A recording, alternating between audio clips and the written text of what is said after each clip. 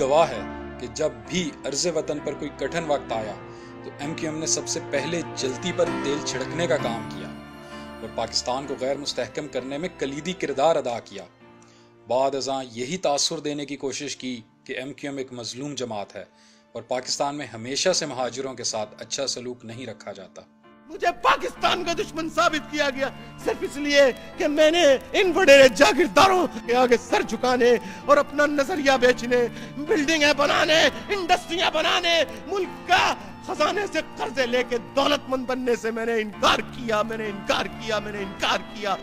حالانکہ حقیقت یہ ہے کہ الطاف حسین نے سیاست ہی بوری بند لاشوں سے شروع کی اور ہمیشہ ملک دشمن قوتوں کا ساتھ دیتے ہوئے وطن عزیز کے دفاعی اداروں پر کیچڑ اچھالا۔ کتے ہو، کمینے ہو، ذلیل ہو، عیار ہو، مختار ہو، تیری ہو،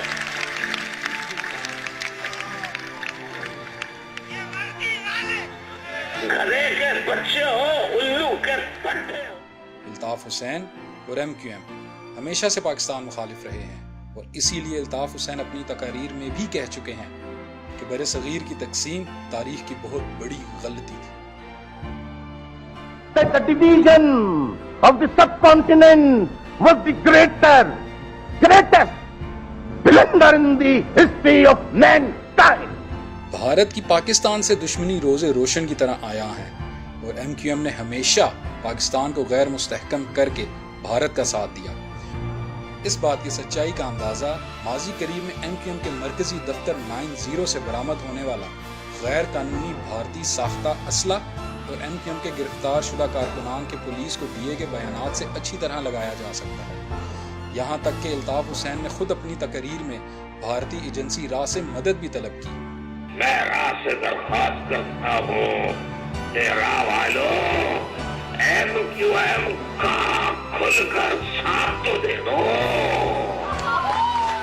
حال ہی میں پاکستان کے نامور قوال امجد صابری کا قتل ہوا اور قتل ہونے کے چند گھنٹے بعد MQM کے فاروق ستار نے پریس کانفرنس کر کے امجد صابری کو لگنے والی گولیوں کی تعداد تک بتا دی۔ اس سب کے لیے حیران کن انکشاف تھا کہ پوسٹ مارٹم رپورٹ سے پہلے ہی فاروق ستار کو گولیوں کی تعداد کیسے معلوم ہوگی؟ کیا دال میں کچھ کالا ہے؟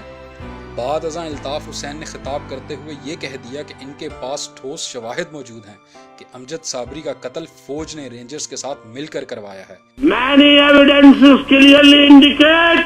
that brutal murder of Amjad Fareed is ISI and Pakistan Rangers۔ یہ MQM کا پرانا طریقہ ہے کہ قتل کر کے فوراً جنازے کو کندھا دینے پہنچ جاتے ہیں، لیکن اب پاکستان اور بالخصوص کراچی کے عوام کو MQM کے اس ڈرامے کا بہت اچھی طرح اندازہ ہو گیا ہے اور اب وہ MQM کی کسی بات پر یقین نہیں رکھتے۔ امجد صابری جیسی پرامن اور ہر دل عزیز شخصیت کا قتل کروا کر MQM دراصل یہ تاثر دینا چاہتی تھی کہ کراچی میں ابھی تک امن قائم نہیں ہو سکا، جبکہ حقیقت یہ ہے کہ رینجرز آپریشن کے بعد کراچی میں کئی دہائیوں کے بعد امن قائم ہوا اور اب امن قائم ہونے کے بعد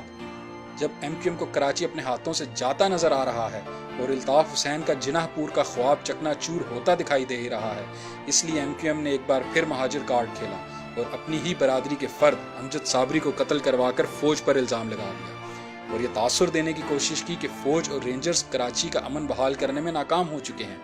لہٰذا رینجرز کو دیے گئے تمام اختیارات واپس لے لیے جائیں تاکہ MQM دوبارہ کراچی میں اپنی پوزیشن مضبوط کر سکے۔ چند روز قبل امجد صابری کا قاتل پکڑا گیا اور اس بات کی تصدیق ہوگی کہ اس کا تعلق MQM سے ہے۔ اس قاتل نے میڈیا کے سامنے اعتراف کیا کہ اس کو 2,30,000 روپے کے عوض امجد صابری کو قتل کرنے کا کام سونپا گیا تھا۔ کراچی کے لوگوں کو اس بات کا بہت اچھی طرح اندازہ ہو گیا ہے کہ رینجرز کی موجودگی ہی پرامن کراچی کی ضامن ہے، لہٰذا اب MQM کی بہتری اسی میں ہے کہ وہ ملک دشمن عناصر کا ساتھ دینا چھوڑ دے اور ملک کے دفاع کے لیے افواج پاکستان کا ساتھ دے۔